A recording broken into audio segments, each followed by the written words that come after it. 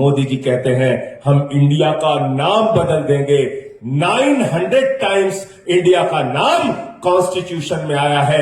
ये किसी के पिता की देन नहीं है, ये बाबा साहब डॉक्टर भीमराव अंबेडकर के द्वारा कॉन्स्टिट्यूशन में इंडिया लिखा गया है। इंडिया का नाम बदलने की कोशिश बीजेपी वालों कतई मत करना, वरना पूरा देश तुम्हारे खिलाफ सड़कों पे खड़ा हो। ये देश नरेंद्र मोदी और खांडू के फरमान से नहीं चलेगा, ये भारत के संविधान से चलेगा।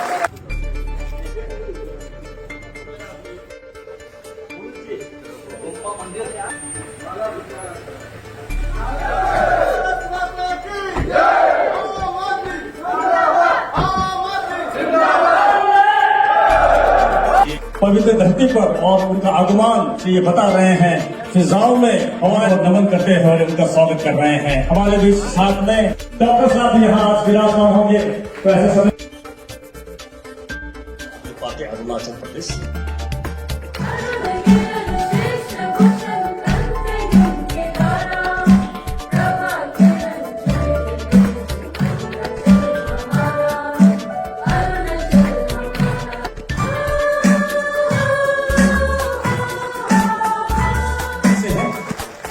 और हम चाह रहे हैं कि अरुणाचल विभिन्न और जो मौसम हम पहना रहे हैं हमारा पाताली और ये जो मुकुट है शासन का ताज है, ताली बजने नहीं चाहिए।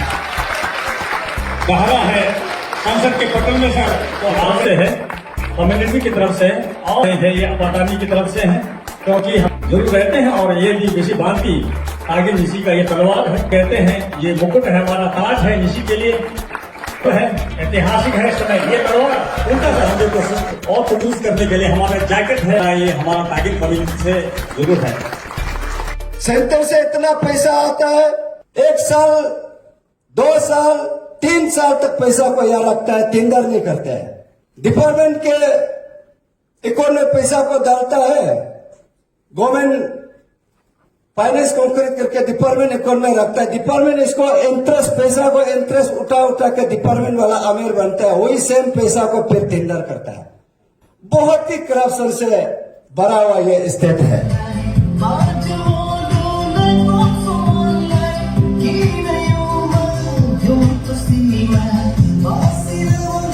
और मैं पूरी आशा करता हूँ और उम्मीद करता हूँ कि आने वाले चुनाव में हम लोग इस संख्या को इतना संगठित रूप से आगे बढ़ेंगे कि 2024 के इस चुनाव में हम लोग जितनी भ्रष्टाचारी पार्टी है उनको यहां से सफाया कर देंगे। कितना खूबसूरत प्रदेश है। 26 से ज्यादा मेजर ट्राइब्स यहां पे रहते हैं और 100 सब ट्राइब्स यहां पे रहते हैं। इस एक प्रदेश में रहते हैं, यही असली भारत है। यूनिटी इन डाइवर्सिटी हमारी पहचान है। और मैं तो ये बार बार कहता हूं कि ये देश कैसे चलेगा। ये देश चलेगा बाबा साहब डॉक्टर भीमराव अंबेडकर के संविधान से। ये देश नरेंद्र मोदी और खांडू के फरमान से नहीं चलेगा, ये भारत के संविधान से चलेगा। आर्टिकल 1 कॉन्स्टिट्यूशन का कहता है India that is Bharat shall be A union of states. ये आर्टिकल 1 कॉन्स्टिट्यूशन का कहता है। मोदी जी कहते हैं हम इंडिया का नाम बदल देंगे। 900 टाइम्स इंडिया का नाम कॉन्स्टिट्यूशन में आया है। ये किसी के पिता की देन नहीं है, ये बाबा साहब डॉक्टर भीमराव अंबेडकर के द्वारा कॉन्स्टिट्यूशन में इंडिया लिखा गया है। इंडिया का नाम बदलने की कोशिश बीजेपी वालों कतई मत करना, वरना पूरा देश तुम्हारे खिलाफ सड़कों पे खड़ा हो। एजुकेशन नहीं मिलने के पीछे अरुणाचल में जो करप्शन है वो जिम्मेदार है। मैं ऐसा मानता हूं कि सरकार के पास पैसे की कमी नहीं होती, नीयत की कमी होती है। केजरीवाल साहब दिल्ली में फ्री बिजली, फ्री पानी, फ्री एजुकेशन, फ्री हेल्थ देने के बाद भी मुनाफे का बजट दे रहे हैं। अरुणाचल प्रदेश में जो बजट आता है वो करप्शन की भेंट चढ़ जाता है।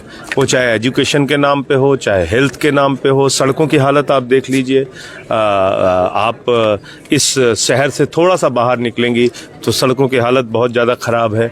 और कोयले के नाम पे करप्शन, पहाड़ों को बेच बेच के करप्शन, माइनिंग के नाम पे करप्शन, तो हर तरीके का जो ये करप्शन फैला हुआ है, इससे लड़ने के लिए हम सब लोगों को तैयार होना पड़ेगा। और मैं अरुणाचल के लोगों से हाथ जोड़कर विनती करना चाहता हूँ, प्रार्थना करना चाहता हूँ कि देखिए, चुनाव में जो लोग पैसे दे के वोट लेते हैं, जो लोग करप्शन का जरिया अपना के वोट लेते हैं, वो कभी आपका भला करने वाले नहीं हैं। आपने देखा कि सिविल सर्विसेज में किस तरीके से यहाँ 40-40 लाख रुपए लेके पेपर लीक किया गया, और एक नौजवान जो अब इस दुनिया में नहीं है, ग्यामर तामार तो पाडांग, तो ग्यामर पाडांग को उनको लेके लड़ाई लड़ी जा रही है, धरना चल रहा है यहाँ पे। उनके नाम से स्टैचू ऑफ ऑनेस्टी बनाने की डिमांड अरुणाचल प्रदेश में हो रही है। तो इसकी बहुत ज़रूरत है, एक ऑनेस्ट गवर्नमेंट की, एक ऑनेस्ट पॉलिटिक्स की, और वो पॉलिटिक्स आम आदमी पार्टी दे सकती है। और मैं यहाँ के लोगों से अपील करूँगा हाथ जोड़ के कि आप आम आदमी पार्टी के साथ जुड़िए और बदलाव की राजनीति अरुणाचल में भी लाइए। जितनी ज़रूरत है बिजली की, उससे ज़्यादा बिजली अरुणाचल प्रदेश पैदा करता है। और बावजूद इसके यहाँ पे मैं अपने साथियों से पूछ रहा था, तो उन्होंने बताया कि 9 रुपये 50 पैसे यूनिट बिजली का दाम है यहाँ पे।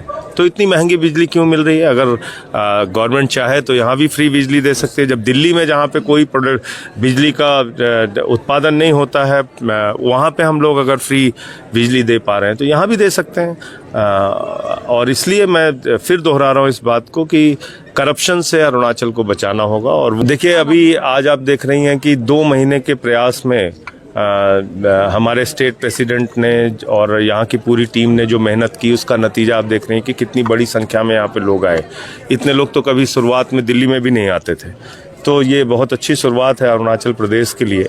और हम लोग पब्लिक से कनेक्ट करेंगे, लोगों के पास जाएंगे, उनको समझाएंगे कि देखिए, ये जो 10,000 5,000 रुपए चुनाव के वक्त में जो लोग आपको दे के वोट लेते हैं, जो भ्रष्टाचार करते हैं, तो इसको आपको छोड़ना होगा और अपने बच्चों के फ्यूचर के लिए एक ऑनेस्ट पार्टी को यहाँ पे लाना पड़ेगा। तो हम पब्लिक से कनेक्ट करने का पूरा अभियान अपना चलाएंगे। काम था, देखिए, यहाँ पे 26 ट्राइब्स की मेजर जातियाँ रहती हैं और 100 से ज़्यादा सब ट्राइब्स यहाँ पे रहते हैं।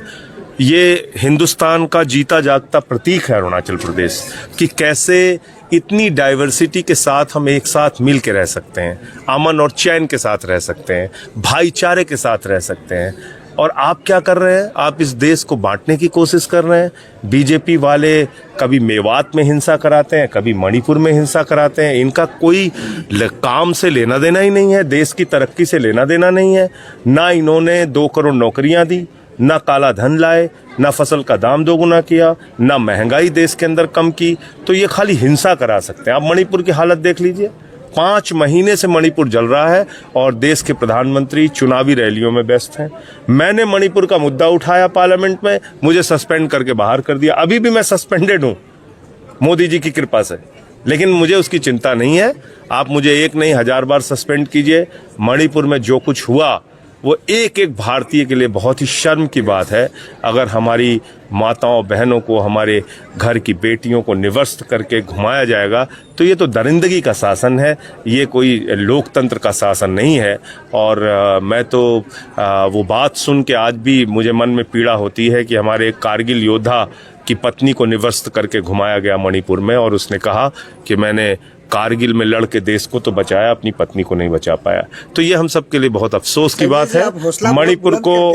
मणिपुर को बचाने के लिए सबको आवाज उठानी होगी। संजय जी, आप हौसला काफी बुलंद रखते हैं। तो यहाँ आपको पता होगा कि इंटरनेशनल गेम्स चल रहा था चाइना में, एशियन गेम्स। हमारा अरुणाचल का 3 बच्चा को वहाँ जाने का वीजा, स्टेपल वीजा नहीं मिला, स्टेपल वीजा करके तो जो मोदी जी, और बार चाइना हम लोगों को आंख दिखा रहा है। जो मोदी जी, तो आप लोगों का क्या इरादा है? देखिए, मोदी जी जब सत्ता में नहीं थे तो कहते थे कि चाइना को लाल आंख दिखा के बात करनी चाहिए। अब जब सत्ता में आ गए तो झूला झुला रहे हैं, उनको झूले पे झुलाते हैं। घुसपैठ हो रही है चीन की, अरुणाचल प्रदेश के हिस्सों में चीन घुसपैठ करता है। हमारे प्रतिभावान अच्छे खिलाड़ियों को यहाँ से जब वो जाते हैं कि हम गेम में हिस्सा लेंगे, तो उनको वीज़ा नहीं दिया जा रहा है। तो ये तो हम सबके लिए बहुत ही शर्म की बात है कि प्रधानमंत्री इतना सब कुछ के बावजूद भी चुप है। प्रधानमंत्री को अपना प्रोटेस्ट जताना चाहिए और हमारी मिनिस्ट्री को, हमारी सरकार को अपना विरोध दर्ज कराना चाहिए कि आप अरुणाचल के 3 प्रतिभावान खिलाड़ियों के साथ ऐसा अन्याय कैसे कर सकते हैं।